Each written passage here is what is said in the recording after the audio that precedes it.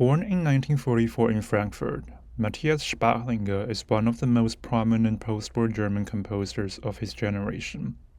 One common thread throughout his music is a self-reflective attitude towards the use of any definitive compositional systems and how they can be challenged through negation and decomposition of established principles of order. In his article, "This is a Time of Conceptive Ideologues No Longer," Spahlinger commented on the historical status of 12-tone technique along with other modernist music achievements. While recognizing its revolutionary aspect, Spahlinger cautions against employing it simply as an immutable controlling paradigm. Quote, "A strategy to avoid regression into tonality became a strategy for guaranteeing cohesion, thus a restoration of a classical idea. Everything must relate to everything else, where possible derived from one principal idea. Thus, a method that reflectively went beyond free atonality became in the worst cases a knitting pattern." End quote. This does not mean that Spahlinger avoided serial constructions at all in his music. On the contrary, arbitrary systems of order like those of serial procedures, particularly their employment and disintegration, bear huge importance in Spahlinger's musical practice. The 1969 work "Fünf, sätze für zwei klaviere," or Five Movements for Two Pianos, despite being the first work in Spahlinger's catalogue, has already foreshadowed some characteristic in his later music. The piece is made up of 5 relatively self-contained movements, each with a distinct texture and internal dramaturgical logic. Starting with movement 1, which centers around a single note D-flat 4, the textural density in movement 2 to 4 gradually increases while traversing different textures. The final movement retraces this trajectory back to the initial pointillistic texture in the first movement, completing an arc-like overall structure.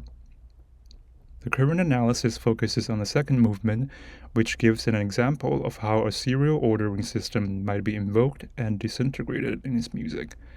The 2 pianos in this movement are assigned 2 rows, P0 and I2 related by inversion. Note that both rows end on C sharp, which is part of the inversion axis. Next, notice how both rows can be divided into 3 consecutive unequal segments of length 3, 5, and 4, where each segment is a chromatic collection. As we will see later, this segmentation also roughly corresponds to how the temporal sections are structured in this movement. Additionally, each row can also be seen as tracing a directional chromatic movement. For row P0, it follows a chromatic descent from C down to C sharp. For row I2, it follows the opposite direction. Notice also the retrograde relationship in terms of the pitch content of the 3 segments. By wrapping the last pitch class to the beginning, the pitch content of each segment in one row maps onto that of the other row inverted. One can also visualize the 2 rows in a circular diagram, with the final common note aligned together. The 3 orange sectors indicate overlapping pitch content between the 2 rows. Notice how the inversion axis between the 2 rows, C#G, also happen to divide the row circle into these 3 sectors in a symmetrical way.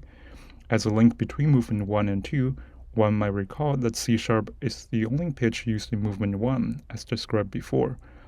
Now let's look at how these features of the 2 rows are explored in the music. There are 5 subsections in this movement, each with a specified approximate duration. The movement starts with the 2 pianos introducing segment 1 of the 2 rows in clear separation, with exactly mirrored melodic contour. This is contrasted by a sudden contraction of temporal duration of the second subsection, where the 2 pianos play out segment 2. Here, the mirror relationship is still maintained, and the 2 share the exact same pitch content, including registers. The next subsection starts with segment 3 of both rows, finishing off the first complete statement of the rows. Notice that the 2 pianos here have parallel melodic contours. Next, notice how segment 3 of row I2 segues into a new start of P0 on piano 1 as a result of the shared pitch content described before. For the second statement of both rows, the 2 pianos start by presenting segment 1 of the 2 rows in parallel motion, then segment 2 with parallel motion and identical pitch content. The second statement of rows end with the 2 pianos playing segment 3 with mirror contour. The disintegration of the established serial procedure also starts to appear here, with the 2 pianos swapping pitch materials from the respective rows. Similar to the previous row statement, the end of row I2 segues into another new start of P0 due to shared pitch content. Here is a graphic summary of how the two pianos flesh out the tube rows in the first 4 subsections so far, with the 3 segments as basic units. Notice how the contour relationship patterns established in the 2 statements of the rows are complementary to each other. The disintegration of the serial order is continued and maximized in the final subsection. Here, the pitch material completely breaks apart from the rigorous serial construction established previously. Instead, what is preserved in the last subsection is a deeper level abstraction of features in the earlier music. Recall that the 2 rows can be seen as tracing opposite directional chromatic movements. As a consequence, the rows can be connected head to tail into a complete chromatic loop. The chromatic loop feature is also represented in the global pitch class trajectory in the last subsection, with a chromatic ascent from B flat followed by a descent down to C. In fact, because of the way different segments of the 2 rows share pitch content with each other, the previous subsections also share the same up and down chromatic trajectory. In this regard, the 2 rows can be seen as a dialectically related duo. As 2 distinct entities, the 2 share homologous constructions that make it possible to interweave them together seamlessly. As a whole, the combined motion of the 2 rows still shares a fundamental chromatic trajectory represented by each individual row, which is maintained until the end of the movement, even when the serial surface is already disintegrated. Now let's listen to the whole movement with annotation.